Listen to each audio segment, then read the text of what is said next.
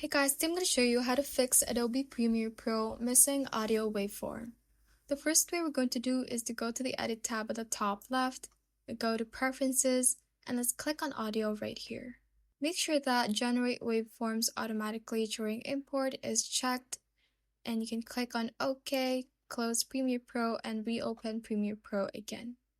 If that does not work, the second way is to click on the wrench icon right here on the timeline to open up the display settings and make sure that Show Audio Waveform is checked. So click on it if it is not checked, and your audio waveform should be backed on your timeline. And you can also do this by selecting your video clip on the timeline, go to the Clip tab at the top left, and click on Generate Audio Waveform. And that should have your waveform back. If that does not work, you can go to the Window tab at the top, go to Workspaces, and you can click on Reset to save the layout, and this might work for you. Another way would be to go to the Edit tab again, go to Preferences, and click on Media Cache right here.